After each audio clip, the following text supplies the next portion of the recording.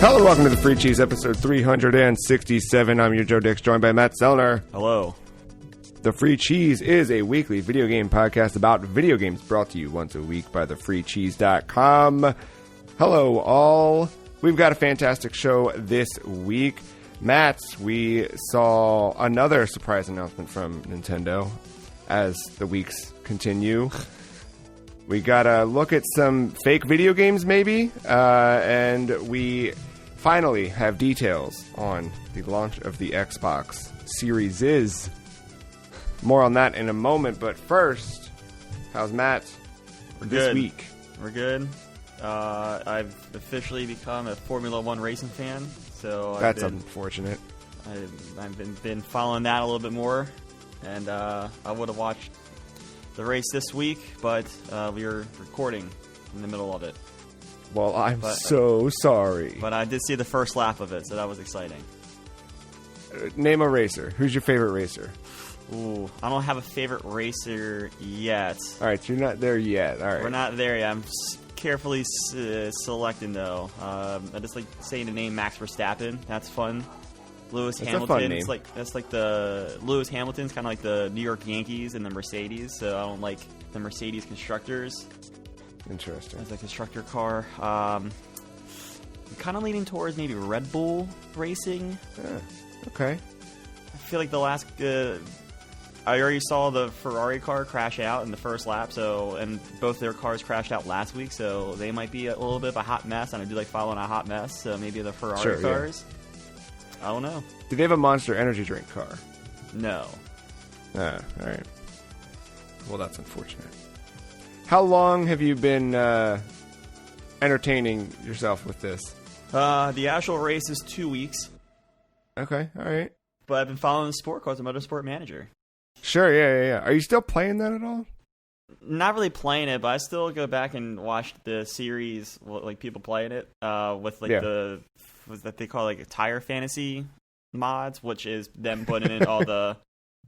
Tell me about your tire fantasy. It's something weird like that, where they import like the drivers and the teams and all that stuff. And so it's kind of like the they seem to do it every year too.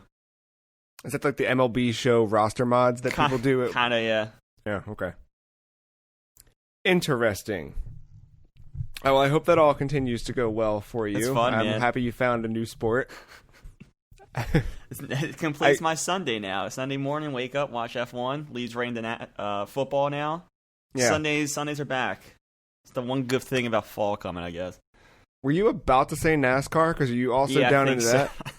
No, I think I didn't mean to say NASCAR. I think it was just racing was on the mind. Although I have watched more NASCAR races this year than I have any other year, but I don't watch it religiously.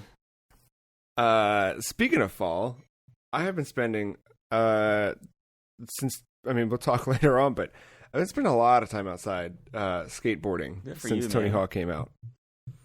Like I was out for 4 hours yesterday. It was fantastic. The only problem is there's like other people outside, and that sucks. They get in the way. Yeah.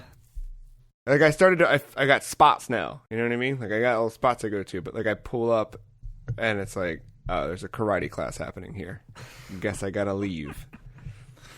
Are you trying to jump cones in front of sponsors to get a sponsor?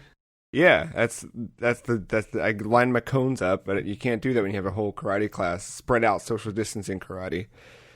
Dude, I don't know. Do you remember that skate thing that used to happen around White Marsh a few years back? Yeah, what did they call it? The MSS, I think is what it was. Mobile Skate Series. So my favorite, I went to that one year, and I think my favorite thing was these kids just skating, like I guess trying to get sponsored.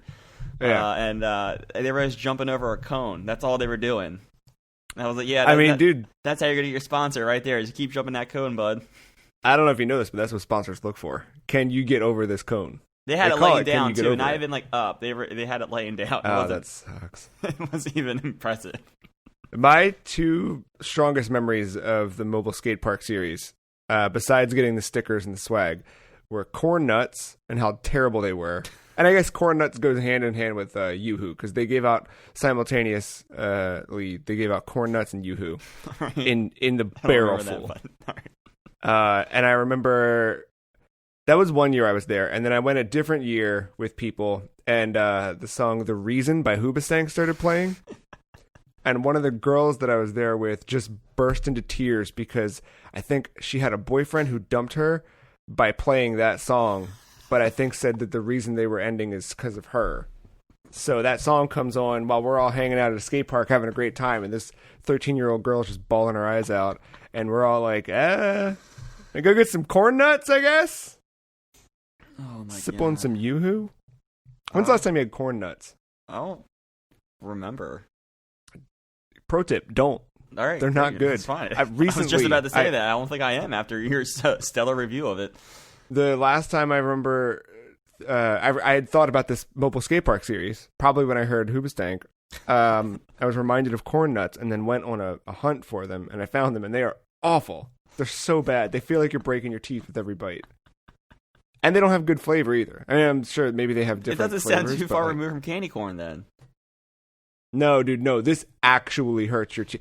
Candy corn hurts your teeth in the way that's like, oh my God, there's like a pocket of sugar in between every crevice. This, like, you bite into it and it has some give, like you're eating a chip, but then it has like a hard thing, like you're eating a popcorn kernel, but more like a rock. And I'm not talking Dwayne Johnson. Speaking of Dwayne Johnson, do you think he's going to be here when the Xbox Series X and Series S launch this year, as he was for the original Xbox with William Gates? Well, this is kind of awkward. He's, I think, still quarantining because of his COVID-19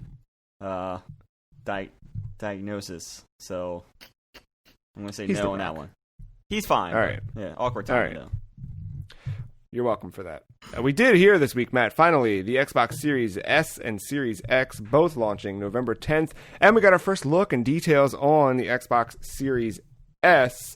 So I guess first off, the big answer to the big question, Xbox Series X, $499.99. Xbox Series S, $299.99. The Series S, specifically, some more details about it since this was the first time we really saw it or got a proper look at it. It had been like long rumored that there was going to be this other model available at launch. This is robot white in color with an identical matching controller. The idea here is that it has a similar CPU with identical input-output performance so that developers can create simultaneously for both platforms without too much of a difficult time getting their games to run on both. The big key difference that Xbox is highlighting is in graphical performance. So this is going to be a max resolution of 1440p, slightly different. The teraflops are different. I know everyone measures in teraflops now. So the teraflops are about a quarter of what they are on the X. And then the other big difference is this is a 512 gigabyte proprietary SSD. The cool thing I think about both of these is that pre-orders start on September 22nd, but there's also Xbox All Access options for both consoles.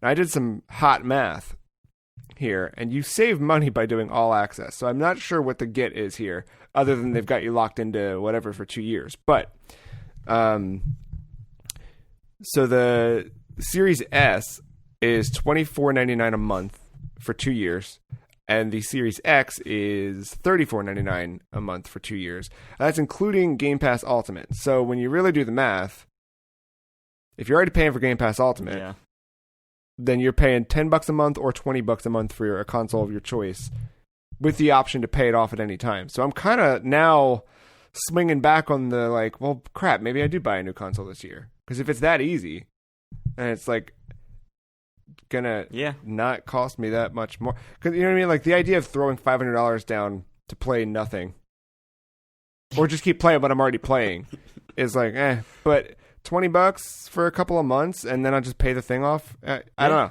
Something I'm ready for Halo, right? You know, or whatever else. So maybe. Also announced, EA Play is going to be joining the Xbox Game Pass Ultimate family. It's a library of over 60-ish games. They do 10-hour trials for new titles, so One example is like you have FIFA 20, but if you want to play FIFA 21, you get 10-hour trial and then like discounts for certain games as well. And this will be on both console and PC. All in all, Matt, where do you sit with this Xbox launch? November 10th. It's a Tuesday. Yeah. I think it's impressive. I think I think $500 was the sweet spot we all figured after the Xbox One X. It's sad to have to think this when I'm trying to refer to the console and have to think what name it is and how confusing it all is. But no, I think the Series S is one hell of a bargain. I would have thought for sure that was going to be $400 if it wasn't just a streaming box, or if it actually had hardware in it. But no, the fact that's coming at $299 is really good. They don't have games at launch was going to be the thing that sucks, but that all. Well, hold on. Sorry, I have to interrupt you. There are over 4,000 games in the Xbox library, Matt. Got it. None of them seem to be new or what I care about, so that's going to be a problem for them at launch. But other than that, though, like you said, the all access stuff is it? Yeah, all access. It's really good. Like I'm already paying $50 a month for Game Pass. Why not pay $10 more, get the Series S, and be on my way? Yeah. I'm like, I'm going to see. I'm going to wait and see what, because I'm also I got to get a new phone this year. So I got to look at, what these price breakdowns are going to be for everything. And we'll go from there. But I'm really like, there might be one of these in the house at some point. And then, I guess the other piece I did not mention with the Series S is that it is digital only. There is no disc drive. Great. But yeah, I kind of like that. I think that's cool. And then in response, PlayStation has announced that on Wednesday, September 16th at 4:00 p.m., a 40-minute showcase updates on our worldwide studios and our world-class development partners is the piece there. Do you think we get pricing there? We have to. We have to, You right? have to, right? You have to. At this point, what else are you going to do? Also, what the hell is going on with these marketing teams, man? All right, so Xbox stuff got leaked, and they just responded the best they could. There was a couple laughs in there. I thought that was pretty good. Even Phil Spencer was like, well, we were going to, show this to you all next week, but here it is. That's that's kind of unfortunate, but what the hell is this? This was on Saturday morning. PlayStation was we would have broke the news probably if we recorded normally. Yeah. Or it would have been happening. Yeah. So that's weird. That's very strange. Where do you think this thing falls price wise? It's got to be 500, right? I know it's got to be 500. Do you think it is 500? It's got to be 500. Yeah, here's my 550. Are you kidding me? That would be the worst thing they could do. Here's my guess. The discless version matches at 5, and the one with the disc drive is 550, maybe 6. No, I think it's gonna be 455. That'd be smart. That'd be what they should do. But I don't. This is a very interesting split. I think this divide is so different than what we've seen in the past. Like Xbox really just, you can see here like the variety of options available. I think the fact that there's, no matter like how you're coming at this, like what your approach is, from whether you are someone who's going to be playing this thing every day or you're buying for a family, or like they have an answer for you. And with Game Pass and Game Pass Ultimate and all of that, like I think even more so, there's just so, they're focused on that kind of thing. Where PlayStation is like, here's the thing, and you know what I mean? Like they have PlayStation Now, but it's not where that service needs to be. Like I honestly am much more interested in how they evolve PlayStation Now than what they show me about Deathloop. You know what I mean? Or whatever. Like, this is the thing. I don't think they need to evolve PlayStation Now anytime soon. Like, if they start to get hurt with console sales and that kind of stuff, and everyone keeps talking, and like that is the thing with Xbox, right? Is Game Pass. So you have to think that like if Xbox finally starts getting back some of the cake that PlayStation 5's been eating, like, you have to think, all right, what's the next step that you can do with PlayStation out? Well, maybe you start putting out your first party on it, like day one first party. So maybe we start putting out PlayStation 1 classics on it. I don't know, but like I don't think you're going to see an evolution of that until possibly a year or two from now, and if Xbox is really taking it to PlayStation, which I don't see that happening right now. Like, Xbox we'll have to get through this holiday before the Series S like is gotten good buzz, and people are like, oh, $300 price point and all that stuff, but I feel like the narrative kind of switched to, all right, we got Xbox's stuff finally, is one's PlayStation's, and it still seems like the thing is, and this is what we've said the last few months, right? Like, the Xbox is not something we absolutely need because we have access to those games in other ways, whether they go to the one series of consoles or on PC or something like that. Yeah. But to play PlayStation 5 games, you need a PlayStation 5. So I think the one part that's powerful about this, though, is at holiday, at launch of a brand new console, you can get into the new console for $300. Like, they haven't had that since PS1 era. Yeah, obviously, like I remember the PS3 Slim. That was like this first real price cut was to $300. So like, right, I feel like it's like we're kind of getting that territory again. But yeah.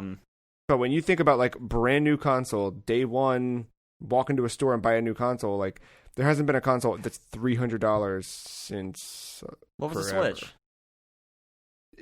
Yes, but I mean, like the Switch didn't mark a new generation, right? Especially the way that these two consoles are.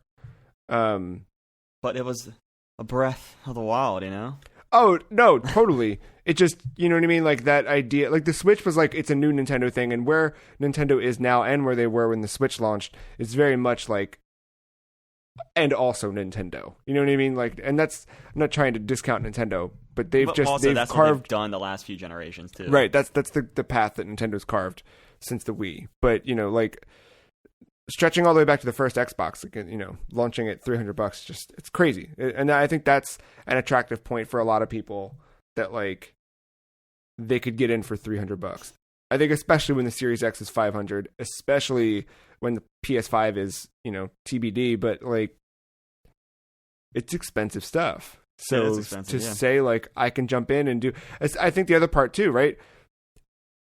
If I am gonna do this, I'm gonna do the Series X just because why not, right? But I did look at the Series S seriously for a second because I was like, oh, it doesn't go out to 4K, because that's my problem with the X and the PS5. I was like, I feel like I don't need one of these because I still have 1080p TVs, and until I upgrade the TVs, what's the point in buying the new consoles? This, I was like, well, hold on, if I get the Series S, I don't have to upgrade the TV. I can keep using what I'm, you know, it's. Yeah. So that kind of mentality, and, you know, I don't know where 4K adoption is worldwide, but, you know, I can't imagine I'm alone in this, you know? No, you're not. I mean, I'm more so getting a new console so I can play the new Miles Morales game. I'm not getting it because, you know, I have the TV hookup or all this other stuff. I just want to play the new game that I can't get anywhere else. I'm thinking of the just widespread, like the people who are going to walk into a store and buy one of these things. Yeah. What does that audience look like? And I think there's a lot of people where that $299 price point is going to hit strong. I feel like there's a real opportunity here for all access too, because there's not going to be a lot of moms and dads that are going to understand what that is, and they are probably already paying for their kids' Game Pass phones. Ultimate or Xbox Live, and they're not going to realize, like, hey, if you are already doing this, if you just spend $10 more, you're going to have the new console in your house. See, but the phone model, too, is something that people are now familiar with and comfortable with, and the way that Xbox is putting these prices out there, if you look at any of the marketing materials now, it's Xbox Series S starting at $24.99 a month. It's just like when you buy an iPhone or anything else now. So they know what they're doing there. Of the 4 console designs, because now we see them all, which one is your favorite? There's something about that PlayStation 5, man. I don't know why I like it so much. With the disc drive or nah? Nah. You don't like the little extra garage it's got going on I there? don't need the fucking garage, man. Just a reminder of a past generation, you know? Yeah. I dig that Series S. I think it looks that weird. That little boombox, dude. It's super cool. Just carry it around. Yeah, man. But I like the green coming through on the Series X. Okay. I think that's cool at the top. But when I saw that Series S, I was like, this does not look like a console. This looks like, I don't know what. It looks like a hairdryer or something.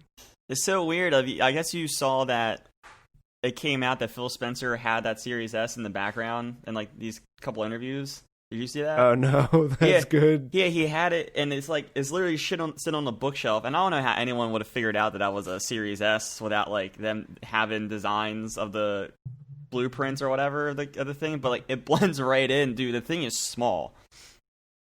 Interesting. No, I'll have to look up those pictures. Yeah, it's funny. They've had a couple of them zooming in, but yeah, I would have never been able to tell. You can't see the black boombox ring, but yeah, it's just chilling right there in plain sight, and it was impressive. Good job, Phil. Xbox tweeted that. Oh, was it Xbox that legitimately tweeted that? Ed Xbox tweeted, fun fact, Xbox Series S is so small, Phil Spencer had it sitting on his bookshelf back on July 1st, and nobody noticed. Good on them. That's a tiny little boy. That's a little boy. Oh, dude, it doesn't even look like a Series. Yeah, he just did it to troll everybody.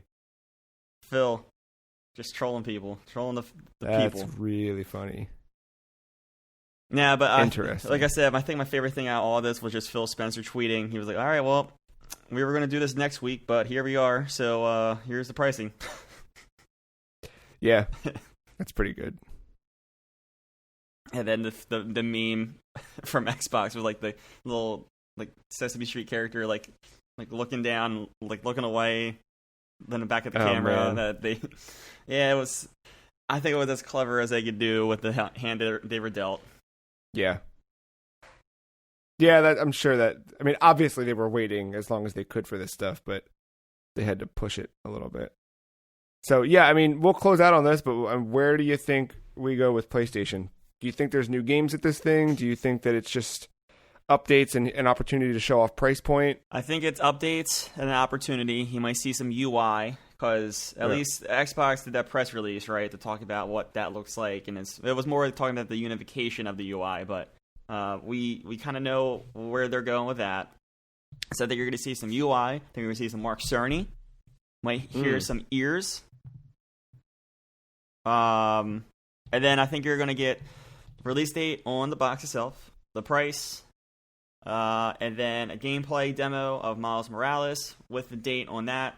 Hopefully matching the box still, day one, and then I think we're gonna get some more solid release dates from the stuff that we see. Maybe a Ratchet release date as well, and anything else that's gonna come in that holiday launch window, or maybe January, February of next year. I look forward to it. So yeah, we'll see. Matt, it is time for the next segment in our ongoing segment, Who Would Win in a Fight? We are down to 2 rounds in the preliminaries here. 2 rounds. So I'm going to ask you, Matt. Well, actually, let's update for the listeners. Folks maybe not familiar with the game we play here. We've got a pool of video games' greatest villains, and week over week, we pit one of them against another one of them, and Matt makes the call who would win in the fight between the two. Matt, this week I ask you pick a number between 1 and 2. 1. 1. Alrighty. Looks like this week we want to know, Matt, who would win in a fight, Londi or Pyramid Head?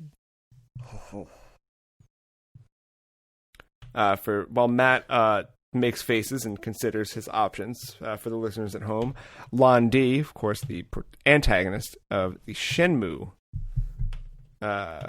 series of video games. Was he in Shenmue 2 or just Shenmue 1? He is the antagonist in Shenmue 2. I just don't know if he's ever really in it. Okay. This says, This says he's the main antagonist of the Shenmue franchise, one of the primary leaders of the Chi-Yu Men. It says here, his crimes are attempted murder. His powers and skills are a martial arts master. His hobby, stealing dragon and phoenix mirrors. His goals, obtaining the dragon and phoenix mirrors. He also wants to kill Ryo Hazuki. So, think about that. So you got him versus Pyramid Head. Is Pyramid Head the main villain of Silent Hill, or just one of the... Silent Hill 2. I think he's appeared in other franchises now at this point, including Metal Gear Survive, Bomberman, R, right? Didn't they have a Pyramid Head scheme? They did have him, Super Bomberman R. So, yeah. No, but I'm pretty sure he's just... Correct me if I'm wrong, especially Mark, but I'm pretty sure he's just the antagonist or one of the antagonists in Silent Hill 2. Yeah, it looks like Silent Hill 2 is the big one. And then he's just kind of popped up in other things. Yeah, he was in that movie. I think the second one they did. He's in Dead by Daylight. Oh, yeah. Yep. So, So I think this is actually a pretty even fight. I mean, yeah, considered. I'm just saying, in Shenmue, there have been many times where I've faced countless foes and beat their ass, but at the same time being told that I am not ready to face Landy as he will kill me immediately. So that's something to consider. Pyramid Head is just very fucked up, and he carries around that fucking sword. So that's just, it's a sword, right? Or something sharp. It's like a pike. Yeah, great. So that's a one-shot KO, I just think I think this is a bad matchup for Landy. I mean, he's just got a metal pyramid on his head. No bullets. At least James, if I remember correctly, is the protagonist of Silent Hill 2. James Sunderland. He did have some ammo and some guns for these fights. So I think just because of the defensive shell of Pyramid Head, I'm going to give the win to one Pyramid Head. Wow. Also, one-shot KO, man. Yeah, I guess it counts for something. Wow, Matt, we've got a lineup for next week, for sure. And then after that, it is just it's the quarters. I guess quarterfinals, right? Yeah. Yes, it would be. Yeah, moving right along. This is exciting. Yes. This is for science, right? Yeah. We're gonna publish this in some kind of scientific book. It's going into the official scientific book of villainry. Of course. Well, stay tuned, listeners, next week for the thrilling conclusion to the preliminaries of our Who Would Win in a Fight. Matt, I think hours after last recording finished, I finished Tony Hawk's Pro Skater 1 and 2. I did the rest of the goals and the stat points later that day, and then I went through and I did all of the challenges for one of the skaters. And that unlocks certain things. So I think I talked about it a little bit last week, but the game is made up of the original level goals, the Tony Hawk 1 stuff. They've added one thing to each of those levels so that there's an even number of 10 goals per level, because the Tony Hawk 1 only had 9. So now there's an even number of goals and stat points vary level to level, but equal number of goals in every level. So I've gone through all of those at this point, got all the stat points for my custom character, I did it for another of the pro skaters. And through and through, it's just a solid version of Tony Hawk's Pro Skater. Yeah. And then since then, I've split my time between playing the game and physically leaving the house to go skateboarding. The one little sad note for the week, pour out some coffee for this one. I discovered Monday, because we had a little extended weekend. So I went skating all last weekend. I think after we recorded last weekend, I went out, and then when I came home, I just played Tony Hawk all night. But then went skating Sunday, went skating Monday. And Monday, my goal was, instead of just skating around here, I'm going to go back to where Ben and I used to skate like 15 years ago or so. We used to go, there's this old Hollywood Video, which kids at home, Hollywood Video was like a Blockbuster. And for the other kids, Blockbuster was like a Netflix you could walk inside of.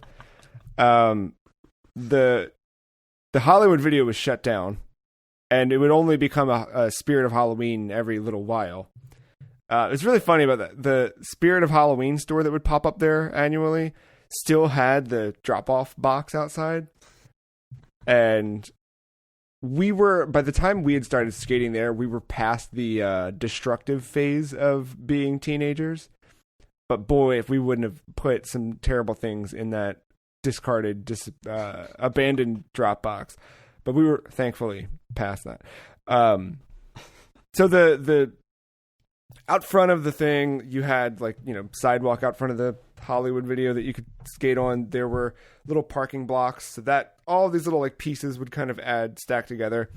And the Hollywood Video it was like the butt end of one strip of this strip mall. There's an open space that you could drive a car around back of the buildings, and then immediately to the opposite of the alleyway, so to speak, of the Hollywood was an old SunTrust bank that had also been shut down, and nobody used anything, and they still had the drive-through. So the whole drive-through divider, like the little curb lane and everything, that was just constantly waxed up. I mean, it was a solid little skate spot.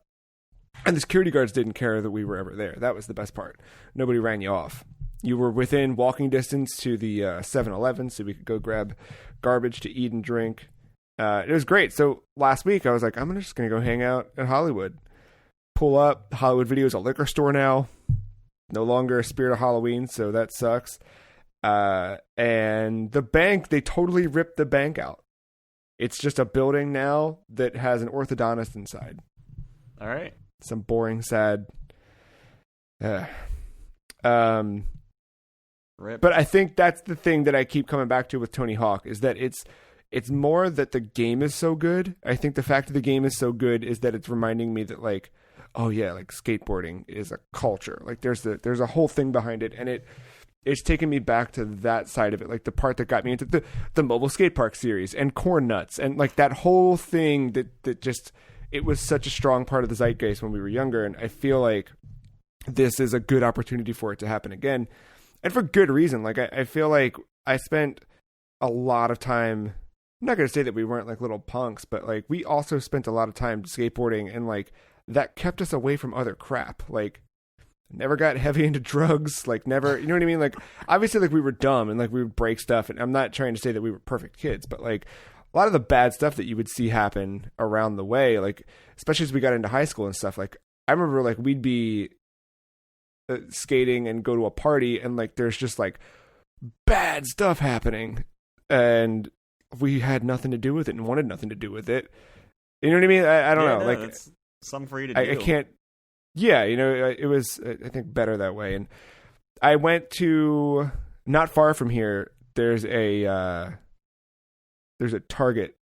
It's a drive from me, but it's a better Target than what's nearby. And that Target right next door to it, there's an actual county sanctioned skate park. And I saw it and I was like, ooh, I should go. But there's a lot of kids and not a lot of face masks, and that seems like a whole thing. I'm like, maybe not. But I saw kids skating. That was cool. One, that the county will sanction a skate park and allow kids to skate at it. We didn't have that when that's why we were skating in an abandoned Hollywood Video. You know what I mean? But now there's actually places you can go to do that stuff that aren't privately owned either. There was always Charm City Skate Park and stuff like that. But when we were young, before we were driving, to go to something like Charm City Skate Park, or there was a place called Spicy, all that stuff, you had to get your parents to take you and whatever. This, you still have to get your parents to take you. But you know what I mean? You had to go find places, which that also is cool too. I'm doing that again now, where I found a cool spot yesterday, a loading dock that's basically on either side of it has a concrete half pipe. It just sucks because there's broken glass and bum piss and stuff. But I don't know. So you skateboarding it's cool. to the grocery store yet? I did. Was it Monday? I got home from skating and mowed the lawn, and I was like, all right, I should take a shower. Realized I barely had body wash. And I was like, let me run back out. And I was like, I'm not going to drive yet. I'm not going to drive for that. Let me just skate up and go grab what I need. So, yes, I did do that. It was fun. It was a good time. And then coming back to Tony Hawk, like I'm still going through and doing challenges. The first big thing I wanted to do, besides clearing all the challenges on a single character, was specifically to do that on a create a skater, because you unlock a secret character. You can see, Matt, in the show notes who the secret character was. I'll leave it at that. Yes, fair. I think longtime fans of the series. I knew about that. Oh, yeah. I knew. Yes. Do you know the extra part of that too? No. Okay, I'll save that. All right. It's going to be a while before I get there, though. I'll just let you know that. It takes a bit for that, but all in all, I looked at my in-game clock and I've only spent like 12 hours with the game. So, and I've gotten through a good chunk of it. I did all the beginner and veteran challenges, and now there's legendary challenges. I think I'm about halfway through what the requirements are for those, but that you have to do a little bit more. They've got one piece now, so going through and getting the level goals, they have a speedrun mode. They actually call it speedrun, and you have to get under your par score, or the par score recommended for each course. And basically that means go through, collect, do all goals in a level in one run. So you kind of have to figure out the lines that would, perfect all that stuff. So that's cool. It just across the board, like I keep buying new clothes, changing stuff out, and it just looks like this weird, gnarly version of me in a way. It's cool. I'm having a ton of fun with that game, to the point where I'm like, I'm going to play through it as much as I can, and then I'm thinking about buying it again on PlayStation just to get trophies on play. We're there with it, I've done a bit of the multiplayer now as well, where multiplayer is a combination of things. So you're it's either the first one to get a high score or reach the combo score, or there's time limit ones because that one is like as soon as one player hits that score threshold, game over. There's others where it's like 2 minutes, and it's either at the end of it who landed the biggest combo or who had the biggest score. There's two different game modes there. They have graffiti, where I don't know if you remember graffiti from the old ones, but you would. Yeah, you had to land a trick in that spot, and then you had to keep racking the scores up to earn that spot back, right? Okay. Exactly. Like if you just did a grind on a single rail and you got 500 points, then anyone who does a grind on that rail or any trick combo involving that rail needs to exceed 500 points to overtake it. It's kind of spray paint it, so to speak. So I've been doing a little bit of that stuff. It's cool. I've never been big on online multiplayer stuff. Yeah, so I like I always liked as a kid, like Horse. I think everyone and their mom played Tony Hawk Horse. So that's kind of what I know. I would want to do that with friends rather than just strangers. You know what I mean? Like, it's cool. Like I've won a couple rounds, and that's always a fun feeling, just like winning any multiplayer round. But like, I don't know. That's for me. I do that for a few rounds, and I'm like, So I don't know. The last thing I really spent some time with yesterday was trying to build. After realizing that we no longer have our sick childhood skate spot, I was like, I'm gonna recreate it in Tony Hawk. So I started to try and lay down things, but like that creative park is really weird. I don't know how to build buildings. Like there's no build. I don't know if I have to buy a building. I don't know if you use things to stack to make it. But I was like trying to recreate the little shopping center. Like I was trying to do the things and make the bank, but like I don't know yet. Well, I got to poke around with it some more. It seems either incredibly open but has a learning curve, or it's pretty restricted and you can't do what I want to do. All in all, I don't know how much more. I'll keep reporting back on it because I'm just going to play this game in perpetuity. But I really like the second that they say like, hey, here's Tony Hawk 3 levels for $10 or $20 or $30, like I'm in. I would even buy Tony Hawk 4 levels. or thug level, whatever. I know the 4 stuff's weird because they were... Yeah. Huh? Yeah. But definitely 3. Like, if by Christmas or something, they're like, yo, here's 3, or whatever, I'm in. And same thing, if Vicarious Visions, not unlike how, like, the Crash stuff has gone, if Vicarious Visions announces, like, we're making a brand new Tony Hawk game, like, yep, sign me up. I'm fully in, no questions asked. Yeah, I'm still playing it. I'm digging it. I play for about an hour or so, and then I kind of sign off. But yeah, no, there's something fun there with the career mode and trying to get through. I'm just trying to learn all the levels, and it takes about 5 runs before I kind of get the lay of the land. So, and then finally I can go and collect like the 5 things that are all scattered around the level or whatever. So, like, I don't know, it's, like I said, I think I said this last week, like, I thought I knew more of that game than I really did, but once I kind of get past the first level and the school levels, I don't remember a lot. Like, I'm like, there's still like goals where I'm like, where is the 3rd rooftop gap? Oh yeah, some and of I'm those like literally riding around like, where is it? Some of the level goals took me a little bit, like, especially I think finding the letters was simple enough in most cases. Yeah, usually they're in a line. Like, usually, like, once you find the S and the K and you can kind of see the T, you know, like, there's a part of that line they want you to take, right? But there were definite, like, some of the ones where it's like wall ride the bells, those types of things. I was like, I don't know where these are. The like, bells are so hard to find. They blend, like, they don't do anything to stick them out. There is a light over top of them, but it's in the, I know, but like in a daytime level, it doesn't really mean much to have a light over top of it. But like stuff like that, I definitely would just sit and do research. Like, I would sit and skate the level over and over, just kind of screwing around with tricks along the way, but like kind of scanning, looking for things. There was one, I forget I don't remember now if it was a challenge or if it was a level goal, but one of them in downtown in Minneapolis, you had to jump from this roof down onto a rail and do something there. And I think there was a specific gap you had to do for the level challenge. And I just spent so long trying every gap in that level, trying every rail in that level, like nothing was working. And there's a lot of that stuff where it's cool to discover, but like it's kind of buried in the game options menu, but you can look at the list of gaps and like level by level, like I have not hit all the gaps. Like, there's still so many weird ones that, you know, that's the next phase. But yeah, I mean, even some of the like, find the hall passes, find the whatever, go collect the Liberty Bells, like all that stuff is like, oof, it takes some hunting.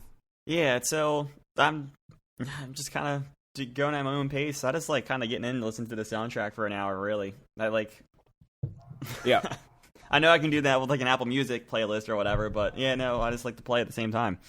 Yeah, no, it's different. It definitely is. I started to integrate some of those songs into my own. I've brought them out of the game, which is exactly what I wanted. You know what I mean? Like, I wanted this game to show me new stuff, so it's cool. Speaking of Crash Bandicoot 4, it's about time. We got an update on that one this week, along with pre-order demo coming up. So Toys for Bob, developing this game, shows off the new playable Tawna, formerly only ever seen in Crash Bandicoot games as Crash's girlfriend. One specifically, right? Because I don't remember seeing her. I know she's not in 3. Yeah, because 3 they put more of the emphasis on his sister, right? Yeah.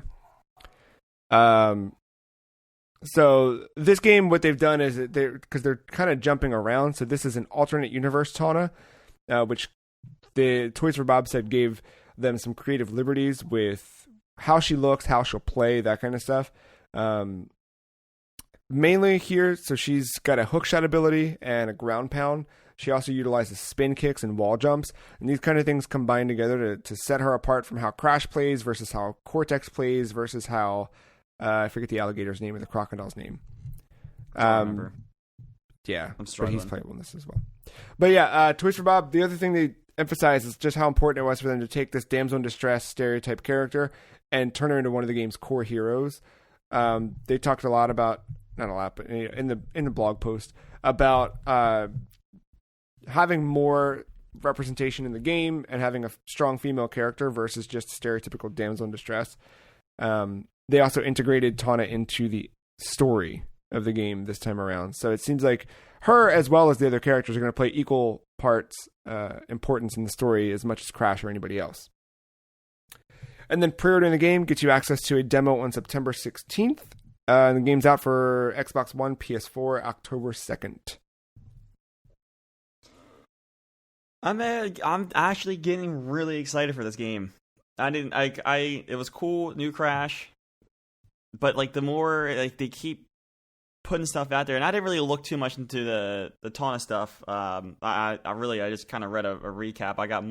I learned more from the stuff we have in our show notes than I actually like looked into it.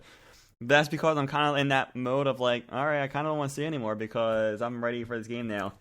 And it almost has me thinking, should I reinstall the Insane Trilogy and play through 2 and do this all this maybe. stuff? So, yeah, I'm actually getting real excited. It's definitely going to be a day one buy. I'm not going to do the pre-order. I don't need to play the demo because it's just going to be a level I'm going to end up playing through again anyway, most likely. But yeah, I think it's cool. I mean, it's different than Tony Hawk, but like for me, being able to pre-order and feel what Tony Hawk would feel like after that was cool for the warehouse demo. But yeah, for this, like, because they said the demo is going to be 2 levels from later on in the game. So especially at that point, you know what I mean? Like if it, yeah, just like I don't know, like I can dig a good platform mascot game right now, like one of those. Yeah.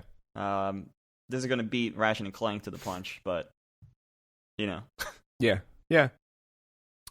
Wrapping up the Activision trilogy here, Call of Duty Black Ops Cold War multiplayer.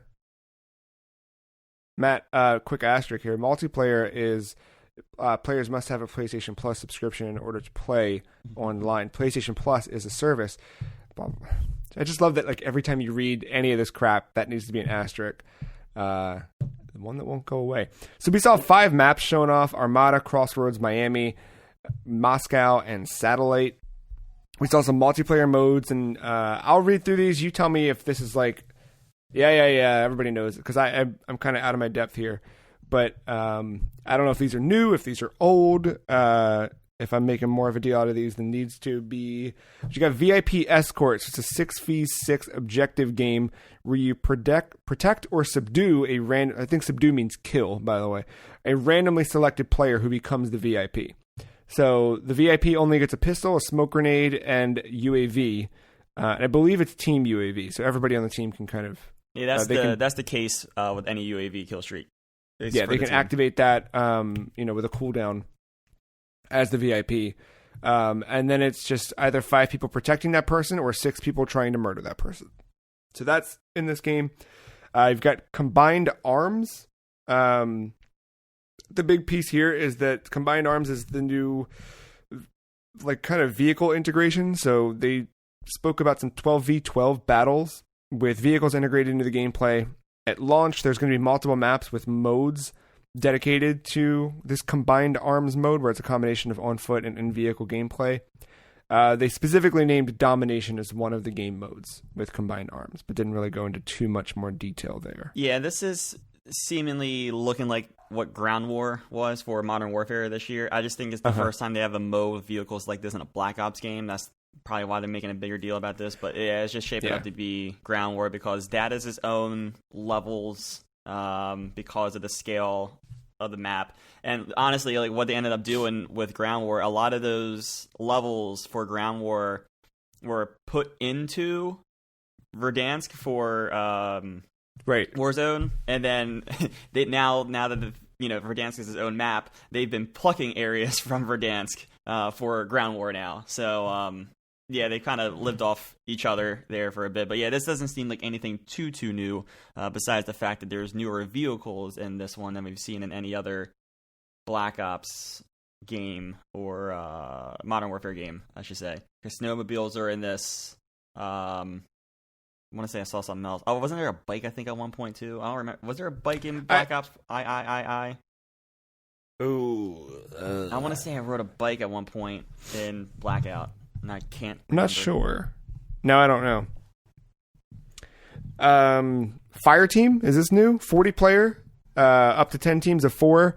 The first mode they've talked about, or they just named a mode called Dirty Bomb and said more details as we get closer to launch.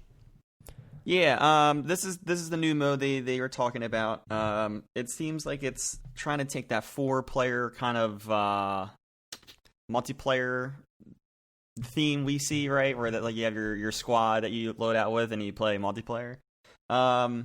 This is unique. This is this is what happens though with every Call of Duty, right? Like we have these new modes. Like Modern Warfare had gunfight and ground war, but like they don't get much attention because usually everyone just flocks to team deathmatch, and then it doesn't help that Warzone is sticking around. So like with the popularity of Modern Warfare, it's not hard to find a game in one of these modes. It's just I don't see a lot of people playing, like, or talking about these modes when they're playing them. So I just fear that's what's going to happen. They all sound cool. I really like the VIP escort mode. I think that's really cool, but I don't see that really being that well received with just playing with random people, because that's going to turn into what multiplayer games usually turn into. So that's not good. Yeah. No, hopefully these turn out to be cool. The fire team stuff. The thing they were saying, I actually watched this live when they were doing the reveal. The thing they kept stressing with the fire team stuff was it's allowed them to kind of break the formula a little bit. Because of how many teams are going to be in the multiplayer map at the same time. So, they just talked about the one, that Dirty Bomb, which was about like, I think you have to go collect like this thing and put into a bomb and be the first to explode a bomb or something like that. But they said you're going to see more of stuff like that, or see more of their creative freedom with this mode as their post-launch stuff gets put out there. They also talked about, in terms of just general multiplayer stuff, score streaks are returning, but now your earned score is kept after you die. Kill bonuses are rewarded for kills. You get kill bonuses for getting a certain number of kills before death, and you get greater rewards for those than you do. Like a kill streak gets you greater reward than a score streak, and score streaks have cooldowns. Is that new? Sorry, is that returning from last year or from the last Black Ops? So, I think score streaks are returning from Black Ops, if I remember correctly.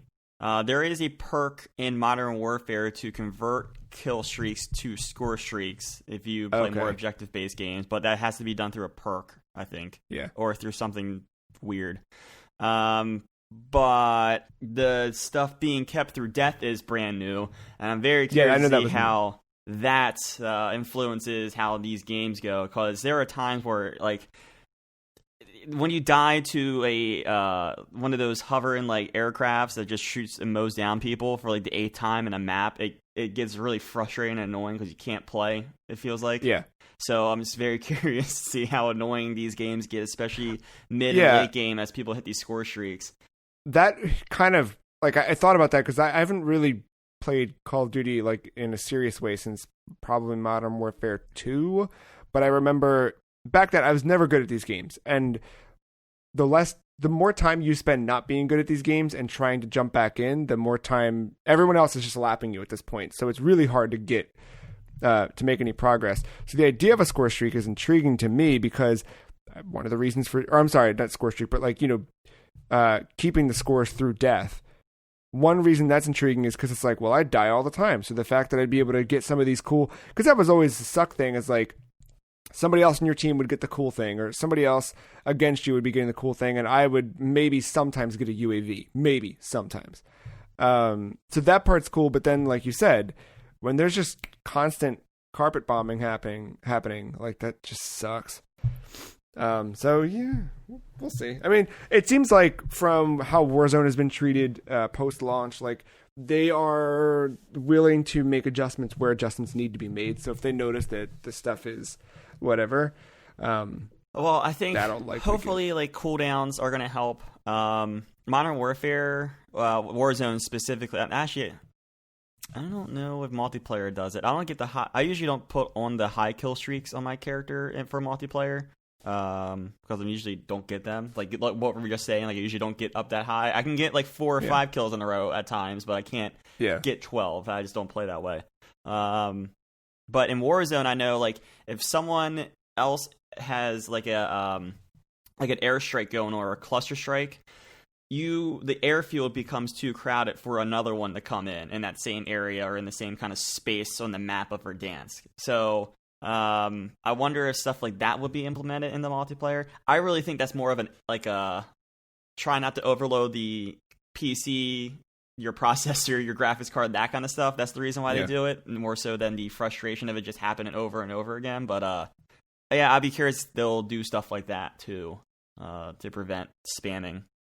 And hopefully the cooldowns are long enough, but I don't know. That's going to be one of those things.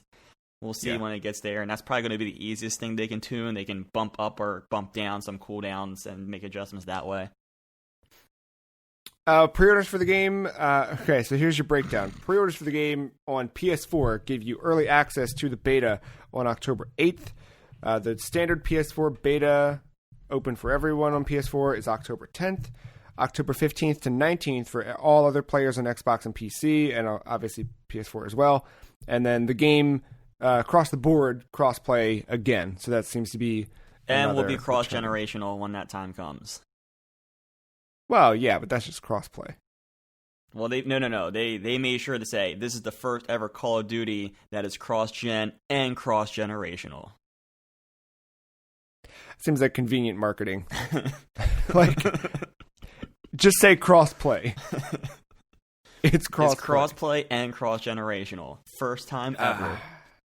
All right.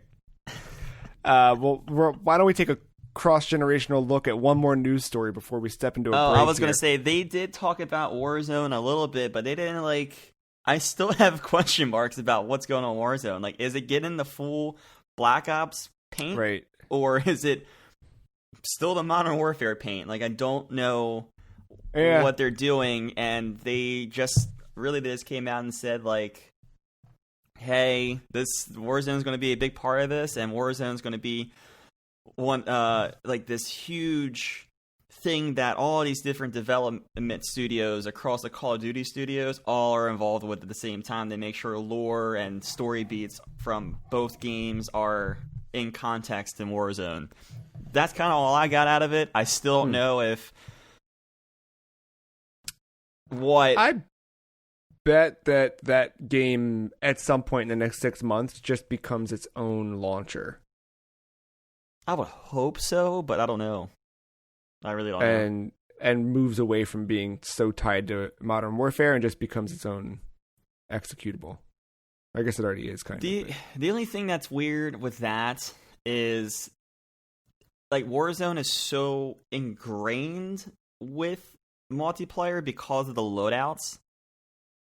Like, I really, I do the thing now. Yeah. I do the thing now where, like, I feel like I'm clocking into work for Call of Duty multiplayer, so I can level up this gun to the point where I can get the correct attachments that make the most sense in Warzone. And then, like, that night, I'm running that loadout for the first time and seeing if that's something I like or want to keep or whatever. I wonder if they split the difference so that you've got weapons that... think about how, like, Master Chief Collection has started to let you feed your season points into either Halo Reach stuff or Halo 1 customization. Like, I wonder if you'll start to pick and choose. Like, if you're running Warzone with Black Ops weapons, you're leveling up Black Ops weapons to take into your Cold War stuff, or, you know, you stick with Modern Warfare. Yeah, that was something they also talked about during the Warzone segment, which was just a dude talking with no, like, clips or anything. They were saying, like, all your progress from Warzone is going to be kept. All your operator skins will be kept. So, like, seems like it's going to be a smooth transition into Treyarch's like lead arms, but I don't know how involved all the rest of the studios are and what that looks like. Yeah, it's going to be weird. But no, I wish I kind of got more details, but I think that's going to be we'll see what happens November 13th. That's the day, right? Sure. Sounds right. I don't know if it got bumped up to November 10th for the Xbox stuff. I know a couple games that were supposed to be the 13th are now the 10th. That was a lot of the like Ubisoft Yakuza. stuff, right? Say it again? Wasn't that a lot of the Ubisoft stuff? Like, didn't Watch Dogs move and Assassin's Creed move? Yeah, a lot. Yeah. I'll look that up. Speaking of ubiquitous software, Matt, there was another Ubisoft Forward this week that I did not watch because they tricked me last time into seeing what they did, and it was not fun. But they showed off some things. I guess the highlights I pulled away from this were Gods and Monsters has a new name, Immortal Phoenix Rising.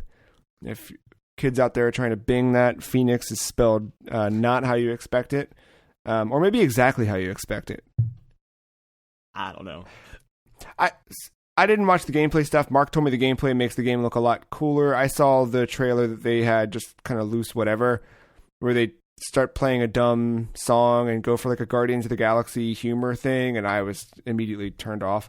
But December 3rd, for those interested, this is very Breath of the Wild influenced. Riders Republic looked like a fake video game to me, but this is maybe Steep 2. You had biking, skiing, snowboarding, and a new sport I had no idea existed called wingsuiting. That'll be out February 25th, 2021. I'm pretty sure wingsuiting was in Steep. That sounds about right, yeah. I just didn't know that, like, that's a sport. Yeah, that's just like that's like a Red do. Bull. That's a very much Red Bull-ass sport thing right there. I don't think it's quite made the X Games yet. I don't think we're there, but I feel like soon. Yeah. Prince of Persia, the Sands of Time remake. I think that's a long time coming. People have been asking for that for quite a bit. Yeah, that'll be out January 21st. Yeah, it makes sense to remake it. It seems like they can't make a new one, right? So. Yeah, so there is that. And then speaking of games that people have been clamoring for a long time, Scott Pilgrim vs. the World, the game Complete Edition, out this holiday with all DLC from the original game, 2 new playable characters, some new minigames, dodgeball mode, and PvP battles. Outside of that, there were some other trailers for games, like you said, Watch Dogs Legion, Assassin's Creed Valhalla, some other peeks at other things. No Skull and Bones appearance. I know that was your big wonder for this year, but no Skull and Bones. There was confirmation the game is still in active development. Yeah, I see that tweet. It's like, all right. Yeah. Well, yeah. Well, we'll see what happens with that game. Also, no Beyond Good and Evil 2. No, yeah, that's no tweet about that one either, as it turns out. So we'll see.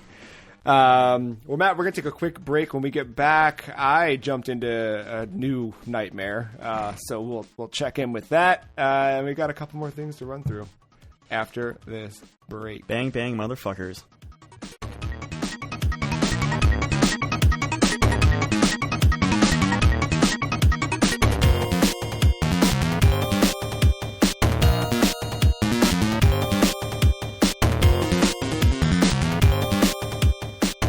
Matt, remember how I was worried about playing a 15-hour JRPG?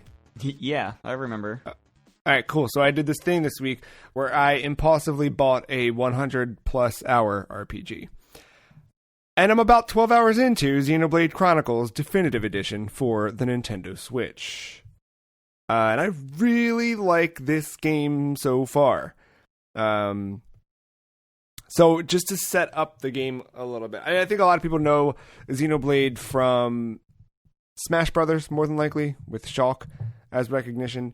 The game stretches its roots all the way back to the PlayStation 1 with Xenogears and that whole Xenosaga franchise. This is kind of in the same realm, but a spiritual successor, so to speak. What I've learned is that the Xenoblade games are very much like Final Fantasy. They might be numbered, they might be whatever, but none of them are necessarily direct sequels or, they all kind of stand alone with little nods here and there. So the game opens up. There's 3 people. These you got Dunban, Dixon, and some guy who looks like a weird version of Wolverine. And they're all in this battlefield fighting these giant mechons, as we later learn them to be named. But they're big, kind of mechanized enemy robot people.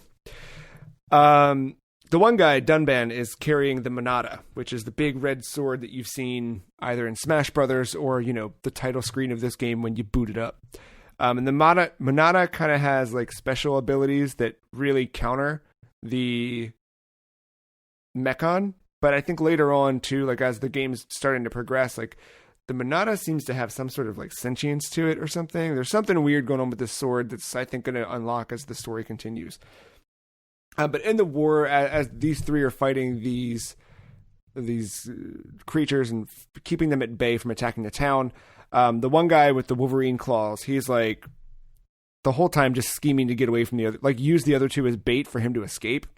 He runs off into whatever, and the last we see of him is like a whole bunch of like red eyes light up from the darkness, and all of these robots are just kind of coming in on him. So it seems like he got killed. Quick side note, there's another Mechon that starts, now I'm fighting other Mechons, and there's one what's got Wolverine's claws. I feel like they absorbed him and did some, anyway, we'll see what happens. Oh, it's just like literally X-Men Origins. Where they absorbed Deadpool. They pretty much made Deadpool all these different things. Yeah, it kind of. I think that put a pin in that when that happens in the story, and I can go, haha, I saw that coming. Anyway, we see that. So we see them kind of go into this battle and fight and everything, and that kind of acts as the tutorial. And I thought it was just a strong opening overall. Like something about it kind of immediately told you what was going on in the world. You got to see the story about. Kind of the dawn of time. There's these two giant robots, and that's kind of what the planets are that these people live on, is these two big robots that are fighting in perpetuity. Second, for your bingo cards, kids, jot down perpetuity twice this episode. And yeah, we cut forward in time a year, and Shulk, our titular hero, not so titular, but the main protagonist of the game, is in a town. The other two guys, so Dixon and Dunban, that were in that original cutscene, live here. You kind of think they both died, so it was it was nice to see. Like we cut forward a year and they're both alive. They're both very much recovering from that battle. But it seems like there's been a time of peace, and those mechanized warriors have all backed off. And as Shulk, you start to just kind of wander around doing stuff. You're not really fighting any bad guys or whatever until one day you are. The whole town is attacked again by all of those Mechons. So they are back with a vengeance for some reason. And that's kind of like where very quickly everything gets pretty heavy pretty quickly. Some people die that you maybe didn't expect to die, but it sets the next chapters of the game in motion. So from a story perspective, I think they've done it so far in 12 hours. There's a really strong sense of narrative, like that's driving through, like, I think the characters have the right motivation. I think I don't know about the enemies yet, right? I don't know what their motivation is, but like, there's this kind of like, there's this ages old war between two giant creatures that all of the inhabitants that live on those creatures are now a part of. Like, there's just this constant push and pull of light and dark and all of the things that you want in a story. Like, there's a lot of like interwoven layers, I think. So we'll see, but I think that the voice acting is really well done. I switched to Japanese voices for a bit, but I feel like when I do that and I'm constantly just reading the subtitles, I'm not paying attention to what's being said. So I switched back to English. I think they do a good job of the voice acting. There's a couple weird things where like it's British English, so they call each other mate instead of friend. Yeah. And like, I think that you just maybe those things, like I have to like catch myself. I'm like, oh, right. Yeah, got it. Because I think if I were just reading that and it said mate, I wouldn't put two and two together. Yeah. Combat. Obviously this game is big on combat. So it's an open world RPG. You're kind of just wandering and you have a set through line. There's always a yellow dotted line to take you to the next story point. And the story, like there's a literal marker on the map where as soon as you cross over that marker, story cutscene happens and you're into the next phase. The combat, as you're working your way through, so you approach enemies in the overworld with different positions. So if you attack them from behind with a certain attack, it will do bonus damage, or maybe a certain debuff to that enemy character. Along the bottom of the screen, there's like not unlike an MMO, there's like 10 little slots for attacks for you to choose from. And as you approach your enemies, you choose one of them, and you are constantly, not constantly, but you can be constantly in motion with Shulk, moving him around. With the left analog stick. The right analog stick is going to control your camera. He's always slashing away. So there's always a little bit of a slash happening so long as you're within proximity of the enemy. And all of those other attacks that you choose from either are on a cooldown timer from your last use, or the main middle one is being filled up as you do the auto attack. And you can also switch so that maybe Shulk isn't the primary. You can switch to one of the other characters as the primary one you're controlling, and they have their own set of individual commands. You have a generic, like you hold down the trigger and you can push a direction on the D-pad to either call your teammates back to you, have them focus an attack, or just go, wild. So this isn't too far removed from Remake then? It's very similar to that. Okay. Like I'm getting a lot of those vibes with it. You're not directly attacking. I kind of wish that you could, the way that you could with Cloud in that game, where like you would just spam square and just slash away. I do wish there were a bit of that, especially because playing Shulk in Smash, you know what I mean? Like I'm thinking like you can just kind of slash. This, he's doing that part by himself. And then you're just kind of commanding things like that. But yeah, very reminiscent of Final Fantasy VII Remake. There's also, all of those abilities have color codes to them.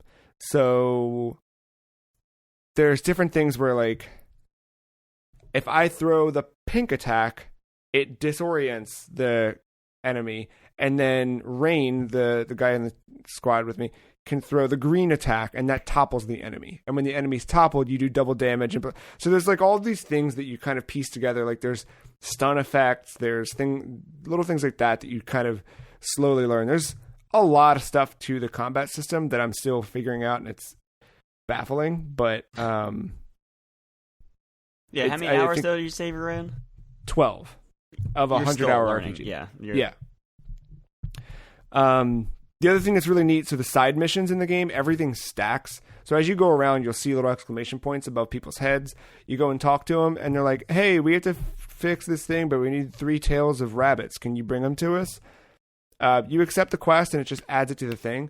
And as you go through the map, not unlike how you have the story marker on the map, you'll have little exclamation points on the map that indicate, hey, that's a piece for your side quest.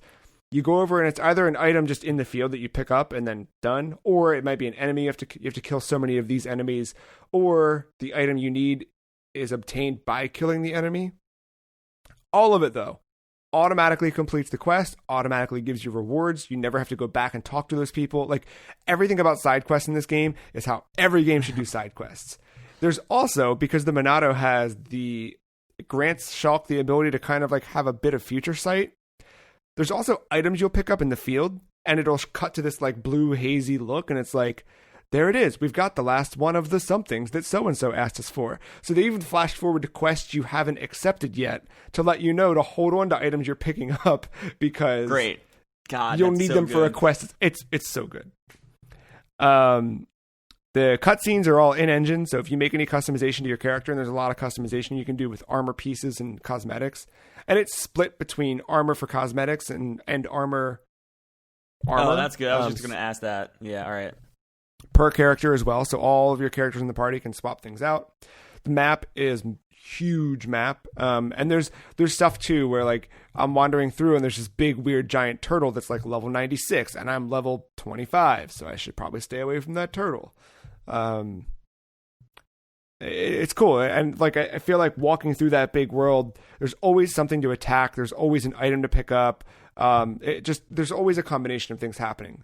Even if you are just running from point A to point B, it never really takes too long to get from where you are to where you need to be story-wise. And then boss fights. The last bit on this. Boss fights take really serious consideration and planning, where like you really need to manage your position, but also your attack type. And Shulk he's now got this future sight that happens during boss fights or any serious fight, where he can see an attack before it happens and the impact it'll have. And you have to run over and warn your teammate about that attack. And you have this kind of AP meter in the top left that fills up in 3 chunks. When it's full, all 3, you can do a chain attack where you all link up together and stack different attacks to do this big, massive attack. Otherwise, you're burning one of those 3 meters every time you want to warn a teammate about a future attack. Or if someone gets downed and you want to revive them, that burns one of those meters. And you're building that meter by doing successful attacks. So there's just all of those things. Like, there's so many systems at play here, but I think they all work really well to create a game where you are constantly engaged in what's happening, no matter how boring or whatever it could have been. Yeah. That's good. And then, Matt, to close out on this, we've got a hot new game for us to play here on the podcast called Is This Bag a Lie? Thinking about the bag you're carrying, so I want you, Matt, to determine, is the stuff in the bag a lie or for real? Xenoblade Chronicles has some really odd item names, and I thought it'd be fun really quickly to read through them. I've got a list here, Matt. Some of these I made up, some of these are real, and I'm going to have you tell me if these are real or fake item names. So I've just pasted the list into our shared notes so that Matt can see them. Listeners, I'll obviously read them out, but I wanted Matt to be able to see the spelling of them as we go here. So, are you ready? Yeah, let's bring it All on. right, Matt. Is this real or is this fake? Burnt water. That has you. I don't see you coming up with that name. So yes, that's just so impossible. It's in the game. That is fake. Oh my god. Night tulip. That's probably in the game. That is real. Shin gecko. Sure, it's in the game. That is in the game. Some old nickels. Not in the game. Not in the game. That is me. Plate snow. This is so ridiculous. No. That is a real item in the game. What the fuck's a plate snow? Plate snow. Don't know. Willow whistle. Not in the game. Yeah, I made that up. Garn. That's in the game. Garn is in the game? Garn? Mm-hmm. I made that up. No, all right. I thought it was some specific key item. Who knows? Nope, I made it up. Cool potato. Not in the game. It is a real item in the game. All right. Drinich tea. This seemed tea. You said this is a very British American game, so yes, the tea is in the game. I made that all up. right, great, good job. Blue chain. That's in the game. Blue chain is real. Crint. No. Yeah, I made that I was up gonna too. say I fell for Narn or Garn, whatever the fuck that one was.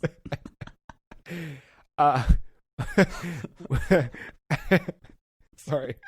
Try and get this one out. Wet hair. No, you made that one That's up. real. Is it really? It's real. You know, hair can dry. That was right? the one. That's what started this game. I was like, why is there an item called wet hair? Oh my Filthy God. wing. Not real. Real. God. Tracked beans. That's real. That is fake. Jesus Christ. I'm doing really bad. Old At this. insect leg. That's probably in the game. That is in the game. Tulip's kiss. Not in the game. That's fake. Croaking brog bag. That's in the game. Yeah, it's real. Perforated ore. Not in the game.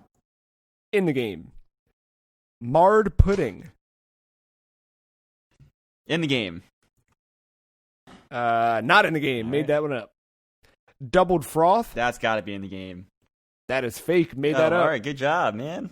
I didn't. I just Marsha's. I know. Marsha's biscuits.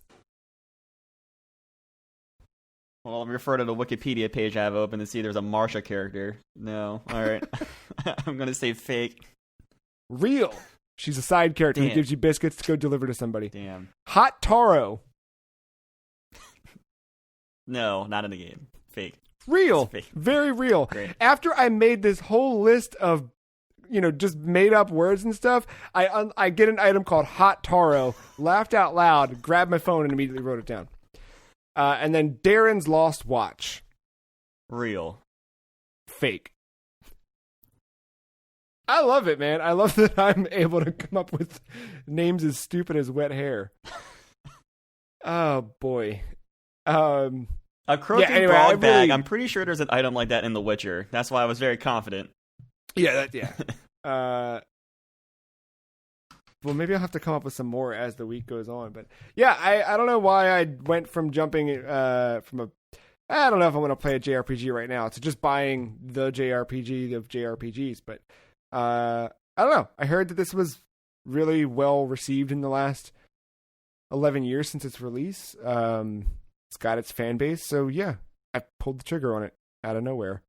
I think it runs really well too. The load times are basically non-existent, which is pretty cool. For as big of a JRPG as this is, you'd think the load times would be a little bit longer. Maybe I'm just thinking back to Final Fantasy VII, but everything loads really quickly. After death, from initial boot, the game runs well handheld as it does on TV. Again, I'm early, so I don't know if any of that stuff gets addressed or changes down the line, but yeah. You can't forget about Skyrim on the PlayStation 3. Don't hold too many apples, man. Your whole system will lock up. We got a couple more Nintendo stories from the week, Matt. No More Heroes delayed. I'm sorry, No More Heroes 3 specifically delayed till 2021. Goichi Suda, aka Suda51, addresses fans in a statement from Grasshopper Manufacture to recognize the difficulties of the year and announce a delay to the release of the game. Seems like they're back at work, but the couple of months of interrupted work on this have affected them, so they're pushing it a little bit. Yeah. How many 2021. How many games do you think are just that the 2020 pandemic had nothing to do with their delay, but they're just going to blame it on it because it makes the most sense? Yeah, I don't think that's the case here. No, yeah, but I'm just thinking like all the but delays yes, we've heard. I think that more people will use that as an excuse than not. Right. Like GameStop, for example, who closed a bunch of stores this week and said, I'm not going to say that obviously they weren't affected by it, but they were already circling the drain, and now they're just like, well, COVID. Dylan Job has joined Retro Studios as Director of Development. The job description from Retro Studios for Director of Development describes the role as handling development schedule and scope of Metroid Prime 4 while overseeing employee performance reviews. So he'll be reviewing some employees, if you will. But Matt Dylan Job. And trying to get this game on track, Hopefully, put on a schedule. Dylan Job, you might remember from the PlayStation days, from his work on Warhawk and Starhawk. He also worked on Call of Duty Modern Warfare Remastered, Doom, and ReCore. All three of those he was designer. Back in the day, worked on Twisted Metal Black, and he's had a 25-year career. And now he's over there at Retro Studios. So it seems like he's one in a line of some pretty long-tail industry veterans who have joined Retro in the last year or so to help get Metroid Prime 4 rolling along. So I'm excited. I hope we get to see at least something of that game next year. I'm not banking on a release for next year, but if we could just start to see a little bit of what they've got going on, There's I would been be too many hires. I think there's something wrong with that game. Besides them having to restart it. No, I think the hires are honestly a reflection of the lens being on that. I think hiring like this happens more often than we think in certain game studios. It's just not so widely reported as stuff with Nintendo and especially with Retro. Like, I think what happens in a case like this is you have some very passionate outlets that constantly look for stuff like this. They report it, and then it gets picked up and recirculated over and over again. This one, though, came straight from Nintendo. Hyrule Warriors Age of Calamity announced, this was, I think, like the morning as the Xbox Series S stuff started leaking out, and then Microsoft kind of confirmed everything. Nintendo was also like, hey, watch this trailer.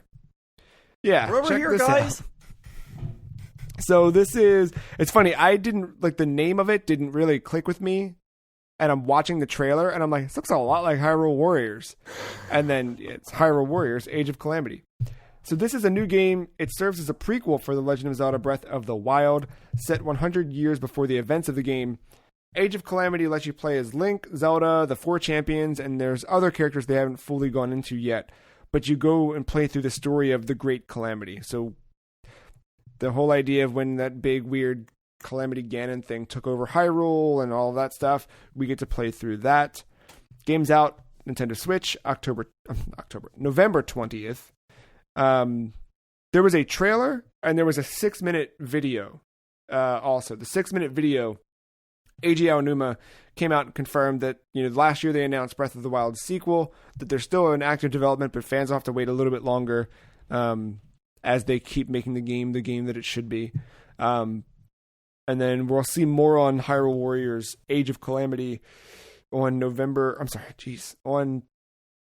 26th. They'll show more of the game. But yeah, another Koei Tecmo joint.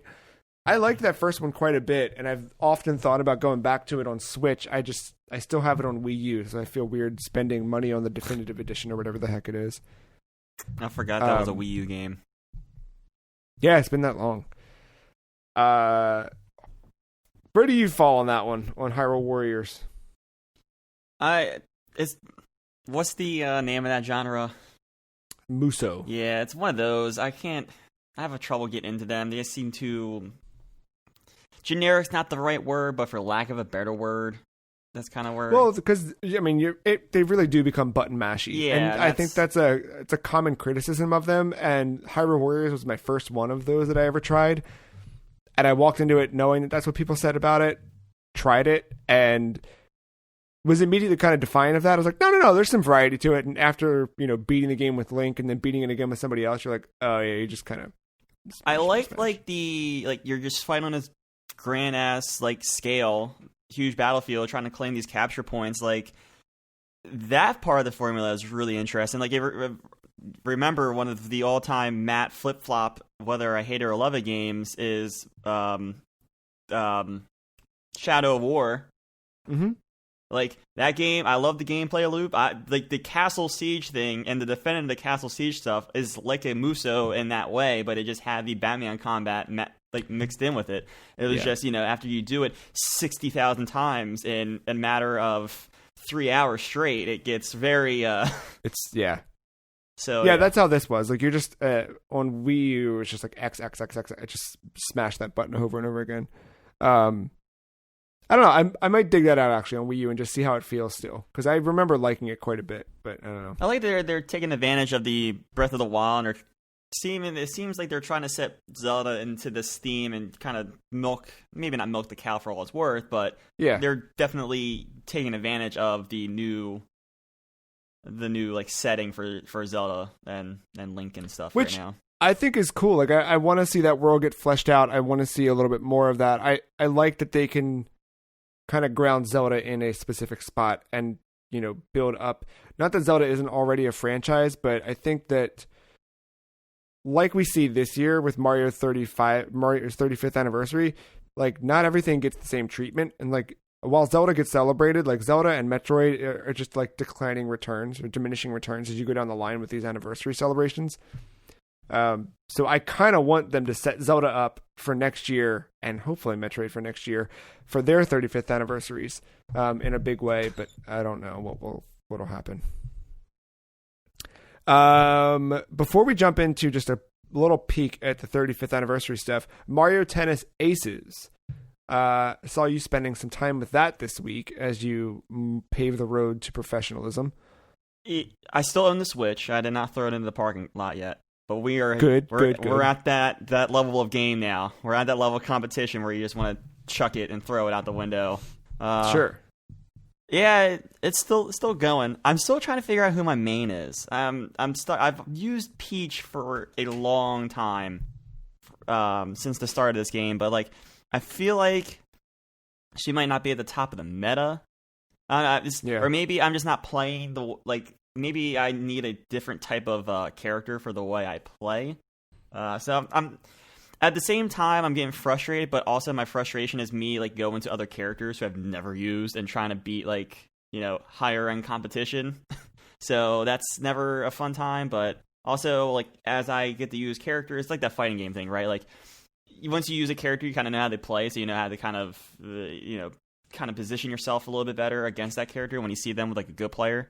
So I'm still learning, but like at the same time, yes, I'm getting mad, but at the same time, I'm like also realizing where I'm at with this game and what I'm trying to do. But no, it's once again, that core gameplay is really, really good.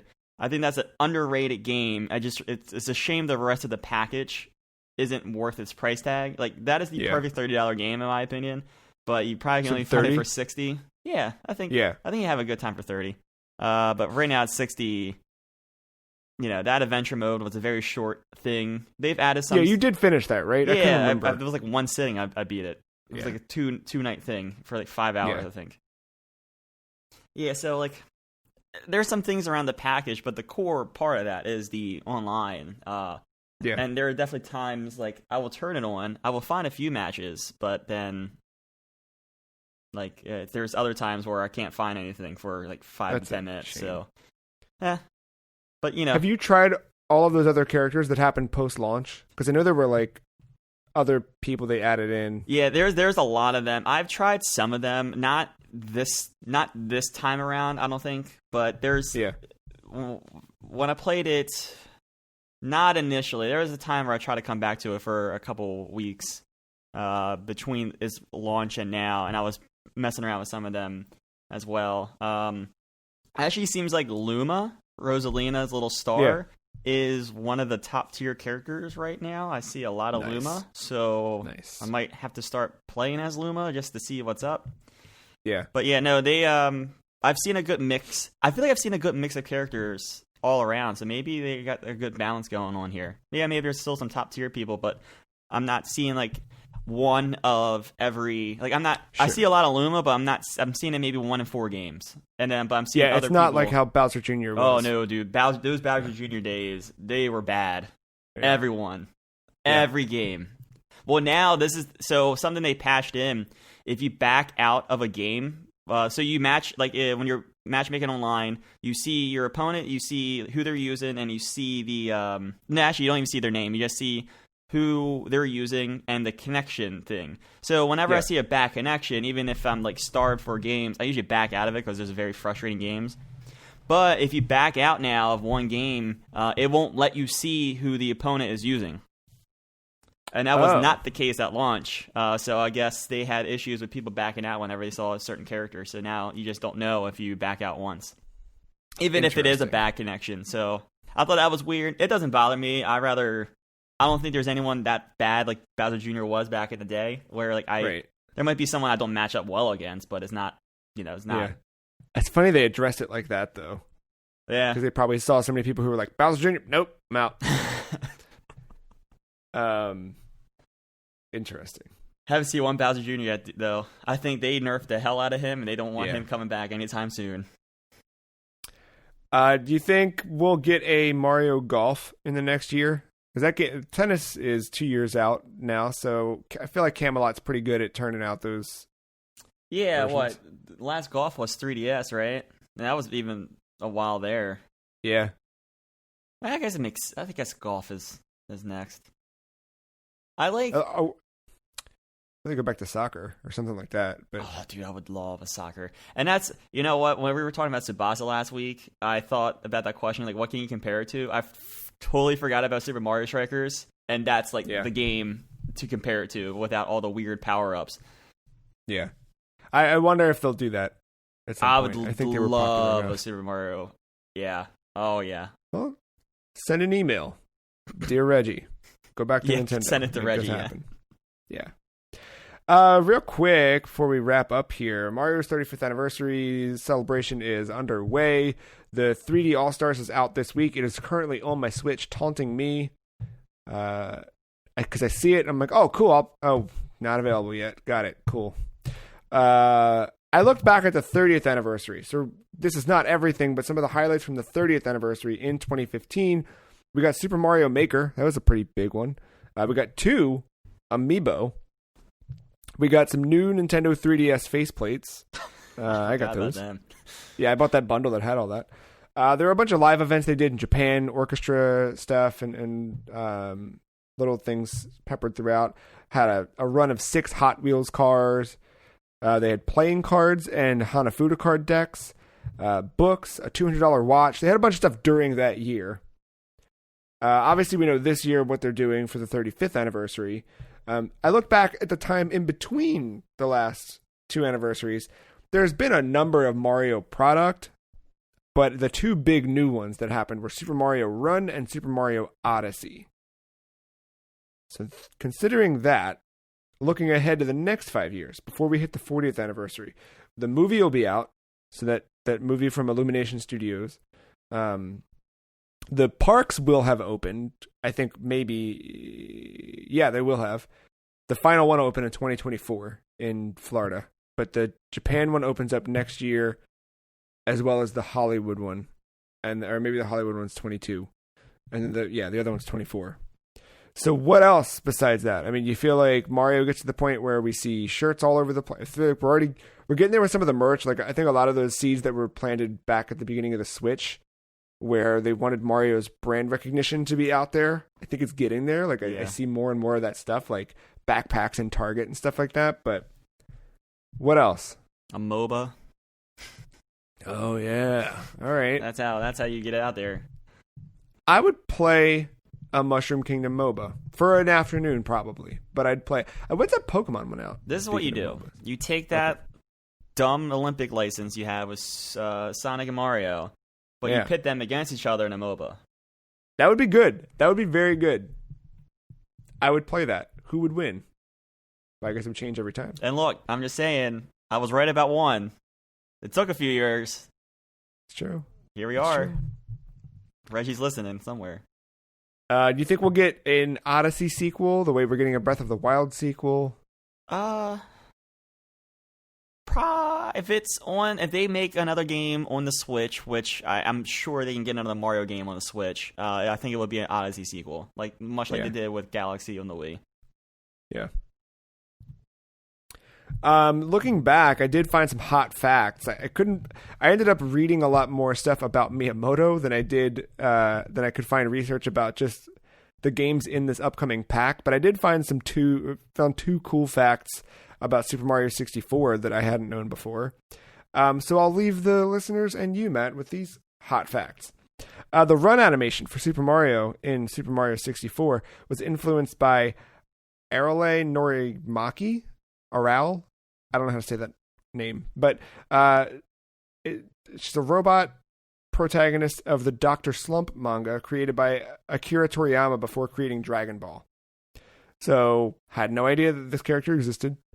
Apparently, she's in Dragon Ball stuff after the fact, but this was in a manga debuted in 1980. But she's even got a little wing cap. Like, it's full on Mario 64. And Miyamoto says in an interview, the way that she runs forward is kind of what we based Mario on. I thought that was interesting. Especially knowing that Miyamoto has that animation background, cartoonist background. And Super Mario 64 was created in only 18 months, but the first ideas of them playing with Mario in a 3D space started 5 years earlier when they were messing around with Super FX stuff and trying to figure that out. They got a 3D-ish Mario demo working. Well, I mean, it's kind of weird. Star Fox, right? Yeah, they could never get it to a point where it was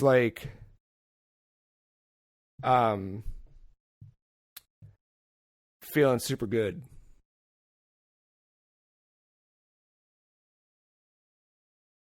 Um, 18 months. Wow. And now it takes 5 fucking years, and sometimes that doesn't even work. Yeah, exactly. Well, that is going to do it for the Free Cheese, episode 367. This week, I will be more in Xenoblade, more in Tony Hawk, and kicking off my return to the Super Mario 3D games. I don't know if I'm going to start Sunshine this week or not. I think I'm going to try and play through 64 all the way and get a good feel for that but I've never played Sunshine, so I want to play Sunshine at some point. I don't even know if I'm going to pick that up initially, because I'm not in the mood for it. I know. It's like, why bother? I'll get it before it goes away or March 31st. Sure. But I'm just not in the mood for it right now. Yeah, I was feeling that too, and my credit card popped up that was like, yo, you just bought a thing from Nintendo. I was like, oh, all right, well, I already did it. I figured I was going to buy it eventually, so why not? I don't know what I'm going to get into this week. It's this. I'm in the same pattern right now. I got to break it. It's Modern Warfare most nights, which that's fine. I'm still having a blast with that game. But I just gotta Need something new? Yeah, Ghost of Tsushima looks at me every time I turn on my PlayStation. Do I need to find something on Game Pass for you? No, I don't want to do that. Because it's going to be something bad. Well, yeah, you're already laughing. What was the... No! I could hear... No, I'm laughing because your voice, you were already dreading it. But... No, there's stuff, man. There's stuff that wouldn't necessarily be bad. All the Tell Me Why stuff is on there now. That's been getting some buzz. I know it's getting buzz, but I'm not in the mood for one of those. I know the story. Yeah, I know. I swear to God, F1 2019 keeps staring me in the face on my PC. You want something new, so you're going to jump into something you've been playing for... Well, not that specifically. I haven't really been driving the car, you know? All right, that's fair. I can play as Max Verstappen in that one. I just don't have to sign him. All right, well, Jump Force is leaving Game Pass That's soon, okay. So it can leave. Well, the good news is in 2 weeks, Mafia Definitive Edition would be out, so I got that to look forward to. You got that. How about Halo Wars Definitive Edition? I don't know. We'll see. I'll find something. How about Halo Wars 2 I will come Edition? To this podcast next week with something new. I promise. Wow. If you get stuck, I can find you something. I'm literally probably going to be scrambling to find something to play a Friday night. I'm going to check in with you in 48 hours. All right, great. See where you're at. Yeah. And I'll find, if not, we'll find you a game. Something perfectly matte. Yeah. We just got to get to September 25th. We're close. We're close, but we're not. There's a gap I can bridge. There's a game I can beat in there somewhere. I think so. Until then, you can find this and the other episodes we've recorded on thefreecheese.com or elsewhere on the internet. You can follow The Free Cheese on Twitter at SomeFreeCheese. You can follow Matt on Twitter at MattyIce131. Podcast at thefreecheese.com is a place you can send letters and not just recommendations for signing up for some pill that I keep getting emails for. I think that's it, Matt. Thank you, listeners, for hanging out. Thank you, Matt, for another fantastic episode. We'll be back next week with more. Bye.